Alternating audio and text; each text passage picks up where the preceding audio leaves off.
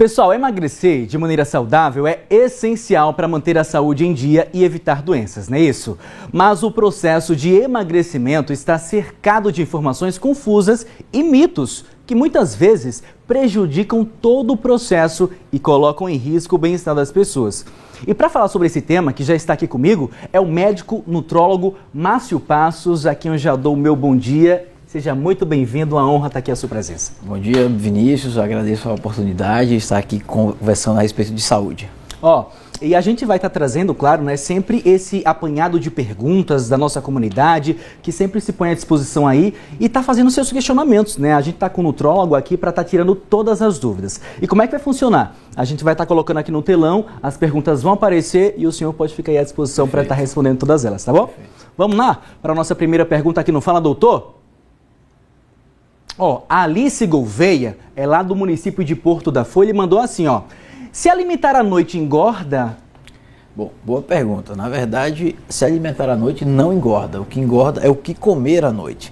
Então depende muito da qualidade nutricional do que você estará comendo à noite. Esse mito de que comer engorda está errado. Não. O que engorda é, na verdade, o que comer, não o fato de comer em si. E é importante a gente falar isso, doutor, porque muitas das vezes as pessoas podem até acreditar que a não alimentação, o jejum, literalmente, faz a pessoa engordar. E não é bem assim, né? Até porque depende de organismo para organismo. Perfeito, excelente pergunta, excelente posição.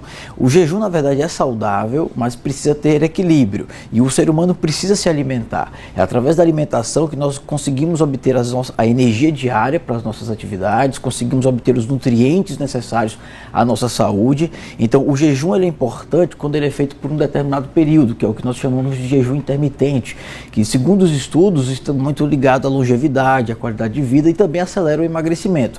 Mas se você exagera no jejum pensando e você para de comer, esse mesmo jejum que é saudável, ele deixa de ser e você começa a perder massa muscular, você começa a ficar com um aspecto não muito saudável.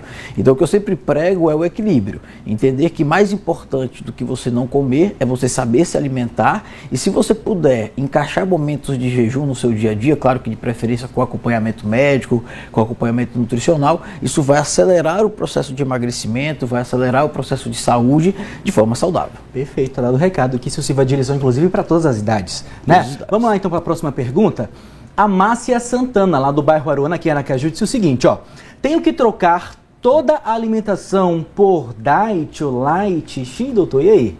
Não, com certeza não. Inclusive há um comércio em volta dessas nomenclaturas diet, light. Tem muito produto light ou diet que não é saudável, ou seja, retira-se o açúcar, é vendido o produto como zero açúcar, em troca coloca-se uma série de outros adoçantes, maltitol, entre outras coisas, que vão aumentar o índice glicêmico daquele alimento, daquela substância, trazendo também efeitos colaterais. Então, não caia muito nessa jogada de que simplesmente por ser light ou por ser diet, por ser zero açúcar, entre aspas, é realmente saudável. Por vezes não é. E que diferença seria essa de diet para light? Isso tem a ver com a quantidade de açúcar, principalmente. Então, o produto diet ele é considerado um produto principalmente para o paciente diabético. Ele tem uma quantidade muito menor de açúcar. E o light ele está muito ligado à caloria. Também ele tem uma diminuição do açúcar, mas ele tem uma quantidade menor de calorias. Perfeito, está explicado. Vamos embora para a próxima pergunta, pessoal. É a Marlene Silva, lá do município Lagartense, disse o seguinte: durante a semana faço uma alimentação regrada, mas no FDS, no final de semana, não me controlo. Isso é prejudicial, doutor? Depende do que é não se controlar, depende do que seria não se controlar. Mas a gente segue uma regra do equilíbrio mais uma vez, ou seja, aquela pessoa que malha direitinho, que se exercita, que faz o seu aeróbico, que se alimenta bem, que por sua vez faz o seu jejum intermitente eventual, essa pessoa tem o direito de eventualmente sair no final de semana, de eventualmente extrapolar um pouco, mas sempre pensando no que é esse extrapolar. É importante sempre ter em mente que é o equilíbrio. E também levar em conta se você é diabético, se você é hipertenso, se você está passando por algum problema de saúde um pouco mais delicado, que aí nesse caso você deve se exigir um pouco mais, você deve se controlar um pouco mais. E é bom que se frise que tudo isso não se limita à sua alimentação, né? A bebida também pode ser prejudicial. Né? Muito prejudicial. A bebida, o açúcar, né, presente na bebida é considerado quase que uma outra refeição. E se formos falar da bebida alcoólica, pior ainda. Então é sempre buscar o equilíbrio. Esse é o segredo. Tá certo. Vamos lá, para a próxima pergunta. É o Getúlio Martins, do bairro Jardins, Zona Sul de Aracaju, que disse o seguinte: ficar sem se alimentar emagrece? Excelente pergunta. Se formos levar em conta o jejum intermitente, o que é que os trabalhos falam? Os trabalhos falam que um jejum entre 12 a 14 horas, quando bem feito, favorece a queima de gordura. O seu corpo passa a queimar a sua gordura corporal, utilizando-se da sua reserva corporal na forma de gordura como fonte energética. Mas se você extrapolar muito o tempo de jejum, se você não tiver uma boa alimentação durante a janela de alimentação, você vai perder massa muscular. O peso vai até baixar, talvez a pessoa que está muito ligada, o paciente que está muito ligado ao peso, pode num primeiro momento ficar feliz pelo peso que vai baixar, mas na verdade estará perdendo às vezes até mais massa muscular do que gordura. Então, se o ficar sem se alimentar for dentro de uma estratégia baseada no jejum intermitente, com uma boa suplementação, uma boa alimentação durante a janela de alimentação, a gente entende que é muito positivo o jejum, que é uma prática milenar, com vários estudos científicos sendo publicados, mostrando seus benefícios não só para o emagrecimento, como para a saúde, longevidade, desinflamando o organismo, uma série de benefícios. E até o que queria que o senhor desmistificasse isso, né? O que é levado em consideração? Quais são os requisitos para uma pessoa fazer um jejum dessa forma, que é o jejum intermitente, né? A priori, Vinícius e todos que estão nos ouvindo, o jejum é para todos. A priori, todos deveriam fazer jejum.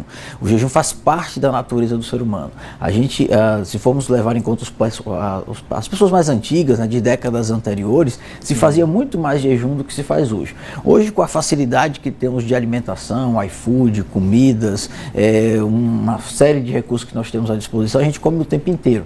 E a gente come também por prazer. A depender do carboidrato, a depender da bebida, existe toda uma liberação de dopamina que te gera uma recompensa, uma sensação de prazer. Então muitas vezes nós chegamos no café da manhã, um café da manhã de hotel, um café da manhã bem robusto, com muitas opções. Servido, né? Comemos não necessariamente porque estamos com fome, não necessariamente porque temos a necessidade energética de se alimentar, mas comemos pelo prazer que aquela comida gera. Mas o ser humano, de modo geral, ele nasceu para fazer jejum intermitente. O melhor jejum seria à noite, principalmente, não seria de manhã, mas o jejum mais fácil, em geral, é à noite. O que eu procuro no meu consultório, na minha clínica, é individualizar. Então, é entender que o paciente não tem essa necessidade de comer o tempo inteiro, e ele necessita desse tempo de jejum até para que o seu intestino funcione bem, até para que sua microbiota intestinal funcione bem, até para que você consiga queimar a sua reserva. Como você vai queimar a sua reserva de gordura corporal se você está comendo o tempo inteiro? Portanto, aquela ideia de comer de 3 em 3 horas é mito. Não existe nenhum trabalho científico que mostre que comer de 3 em 3 horas realmente leva a um emagrecimento. A não ser, claro, que você coma naquela restrição calórica, contando calorias, pesando de forma bem detalhada.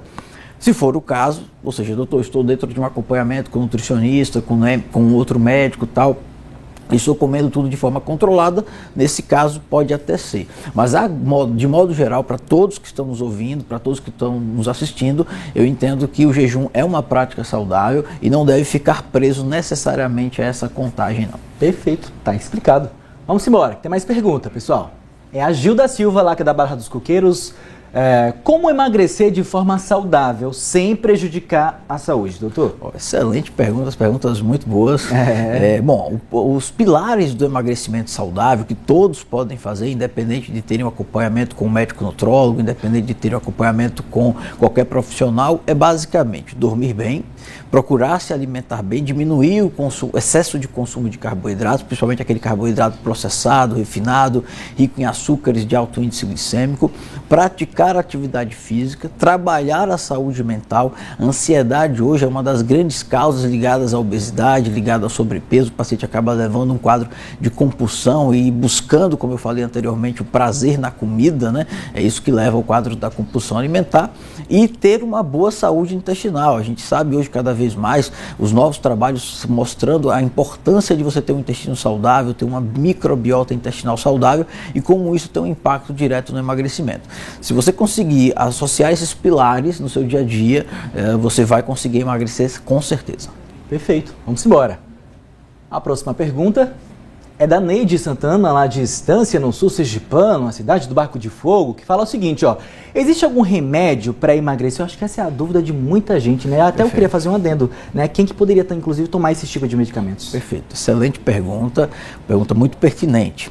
Existem vários medicamentos para emagrecer, existem medicamentos de muito potencial, comprovados cientificamente, com muitos resultados. Existe hoje o Mounjaro, que é o melhor medicamento hoje considerado no mundo para o processo de emagrecimento para aqueles pacientes com resistência à insulina. Existem medicamentos que inibem o apetite, existem medicamentos para ansiedade, existem medicamentos com ação termogênica para aumentar a queima de gordura. Então são muitos os protocolos. Mas qual seria o protocolo ideal? Eu creio numa medicina personalizada, numa medicina individualizada. Então o Vinícius deve ter uma necessidade, eu devo ter outra necessidade, quem nos assiste talvez tenha uma outra necessidade. Então, embora o Mounjaro hoje cujo princípio ativo é a tisepatida, seja considerado um dos melhores medicamentos, se não o melhor, para o emagrecimento, com mais resultados comprovados de forma científica, não seria talvez o melhor para todos. Então não existe um remédio ideal para todo mundo. Existe um remédio específico à sua necessidade. Então o ideal é você ter uma consulta, avaliar o seu perfil metabólico, o seu perfil hormonal, ver qual é a questão metabólica que está te prejudicando no processo de emagrecimento, e a partir desta avaliação, então, indicar o melhor tratamento possível. Tem até um tal de Ozempic aí também, doutor, que tá na moda, é? Então, o Ozempic era a versão anterior ao Mounjaro. Então, hoje, até pouco tempo atrás, nós tínhamos o Ozempic, cujo princípio ativo é a semaglutida, e durante muitos anos foi, sim, considerado o melhor tratamento a nível mundial em termos de emagrecimento, e ainda é um excelente tratamento para aqueles pacientes que têm resistência à insulina. A gente prescreve bastante o Ozempic, porque eu entendo que traz muito resultado. Mas um ponto importante, seja o Mounjaro, seja o Ozempic, seja o Wegovy, seja qualquer outro tipo de tratamento, se aqueles pilares que eu falei anteriormente não estiverem bem avaliados, bem ajustados, bem fundamentados no dia a dia do paciente, vai perder peso pela medicação, porque realmente emagrece, principalmente naquele paciente com resistência à insulina, naquele paciente que tem um risco de evoluir para um quadro de pré-diabetes, mas infelizmente ele retornará a recuperar o peso. Então os pilares da dieta, da alimentação, do próprio jejum intermitente, que eu recomendo bastante, atividade física, dormir bem, saúde intestinal, tudo isso é fundamental. Perfeito, doutor. O nosso quadro está chegando ao fim. Eu agradeço mais uma vez a sua participação. Muito obrigado aí por todos os esclarecimentos, e agradecemos também, inclusive, a toda a comunidade, né, que mandaram, toda a comunidade que mandou, portanto, as suas perguntas. Voltamos, portanto, na próxima semana.